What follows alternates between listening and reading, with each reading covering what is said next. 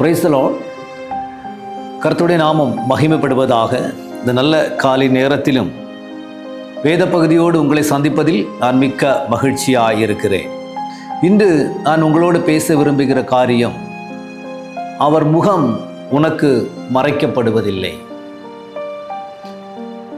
எசேக்கியாவின் புஸ்தகம் 39வது அதிகாரம் 29வது வசனம். நான் இஸ்ரவேல் வம்சத்தார் மேல் என் ஆவியை ஊற்றினபடியினால் என் முகத்தை இனி அவர்களுக்கு மறைக்க மாட்டேன் என்று கர்த்தராகிய ஆண்டவர் சொல்கிறார். ஆம் தேவனுடைய பிள்ளைகளே, ஆண்டவர் இன்னைக்கு தன்னுடைய ஜனத்தை பார்த்து சொல்ல விரும்புகிற காரியம், அவருடைய ஆவியை ஜனத்தின் மேல் ஊற்றப்பட்டதினாலே அந்த ஜனத்தை அவர்கள் முகத்திற்கு அவர் முகம் மறைப்பதில்லை என்று வேதத்தில் தெளிவாக சொல்லப்படுகிறது.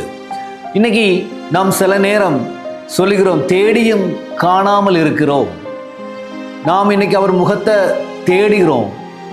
அவர் என் கூட பேச மாட்டாரா, இல்லை என்னுடைய தேவைகள் சந்திக்கப்படாதா, நாம் தேவனை ஆராதித்து கொண்டு இருக்கிற அப்படி நிறைய காரியங்கள் நாம் சொல்லிக்கொண்டே இருக்கிறோம். ஆனால் வேதம் சொல்கிறது, அவருடைய ஆவி உங்கள் மேல் ஊற்றப்பட்டு இருக்கிறபடியினால் அவருடைய முகம் உங்களுக்கு மறைக்கப்படுவதில்லை. இன்று பல நேரங்களில் நம்மை முகத்தை மறைக்கிறவர்கள் இருக்கிறாங்க. பல சூழ்நிலைகளில் நம்மை பார்த்து ஒதுங்கி போறவங்க இருக்கிறாங்க. ஆனால் ஆண்டவர் இன்னைக்கு நம்மை பார்த்து சொல்லுகிறார், அவருடைய பரிசுத்த ஆவியை நாம் பெற்றிருக்கிறபடியினால் நாம் முகம் அவருக்கு மறைக்கப்படுவதில்லை. இன்னைக்கு நாம் தேவைகளுக்கு மாத்திரமல்ல, நம்முடைய வேதனைகளை மாற்றுவதற்கு மாத்திரமல்ல, நம்முடைய எல்லா சூழ்நிலைகளும் அறிந்திருக்கிற ஒருவர், அவர் நம் முகத்தை பார்த்து கொண்டே இருக்கிறாராம். நம்முடைய முகத்தினுடைய அந்த மாற்றங்களை அறிந்து கொண்டே இருக்கிறார். இஸ்ரவேல் ஜனம் எகிப்தில் அடிமையாக இருக்கிற பொழுது அவர்கள் இடுகிற கூக்குரலை அவர் கேட்டார் என்று மோசையோடு பேசுவதை நாம் காண முடியும். அவர்களுடைய வேதனைகளை அவர் அறிந்தார். அந்த ஜனத்தின் கூக்குரலை கேட்டார். வேதனைகளை அறிந்திருக்கிறேன் என்று மோசையோடு பேசுவதை நாம் காண முடியும். இஸ்ரவேல் ஜனம் எகிப்தில் அடிமையா இருக்கிற பொழுது, அந்த அடிமைப்பட்ட அந்த சூழ்நிலையில தேவன் அவர்களை பார்த்து சொல்லக்கூடிய காரியம், அவர்கள் அனுபவித்துக் கொண்டிருக்கிற வேதனையும் அவர்கள் ஒடுக்கப்படுகிற அந்த சூழ்நிலையும் அறிந்திருக்கிறார் என்று கர்த்தர் மோசையோடு சொல்லுவாரானால், அவருடைய இரத்தத்தால் கழுவப்பட்டு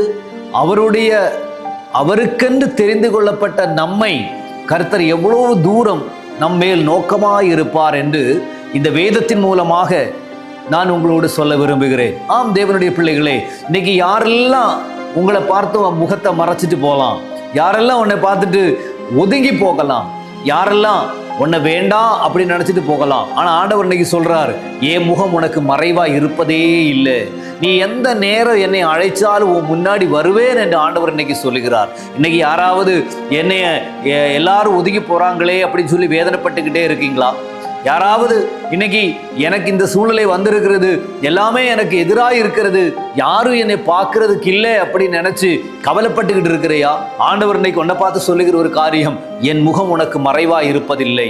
என்னுடைய ஜனத்தை விட்டு என் முகம் மறைவா இருப்பதில்லை. ஆண்டவர் இன்னைக்கு உறுதியாக நம்மை பார்த்து சொல்லுகிறார். அப்படி என்றால் இன்னைக்கு அவர் முகத்தை நாம் தேடுவோமா?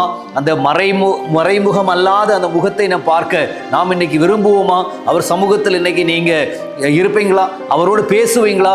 அவரை கூப்பிடுவீங்களா? அவர் உங்களோடு பேச வல்லவராக இருக்கிறார். ஆம் தேவனுடைய பிள்ளை, நம்மை அறிந்திருக்கிற கர்த்தர் இன்னைக்கு உன்மேல் நோக்கமாக இருக்கிறவர். அவர் உன்னை பார்த்து கொண்டே இருக்கிறார். அவர் உன் முகத்தை, உனக்கு முன்பாக அவர் முகத்தை மறைப்பதே இல்லை என்று வேதம் சொல்கிறது. நான் உங்களுக்காக ஜெபிக்கிறேன்.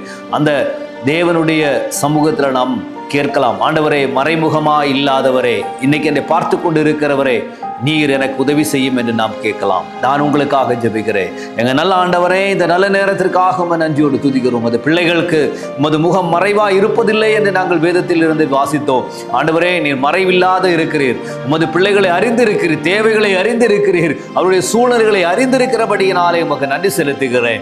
ஆண்டவரே, இந்த நாள் முழுவதும் உமது பிள்ளைகளோடு கூட இருந்து எல்லா காரியங்களிலும் தேவனுடைய மகிமையை வெளிப்படுத்தும்படிக்காய் ஜெபிக்கிறேன். அப்படி செய்வதற்காக ஸ்தோத்திரம். உமது நாமத்தில் பிள்ளைகளை ஆசீர்வதிக்கிறேன். இயேசுவின் நாமத்தில் எங்கள் பிதாவே. ஆமென், ஆமென். God bless you. கர்த்தர் உங்களை ஆசீர்வதிப்பாராக. ஆமென்.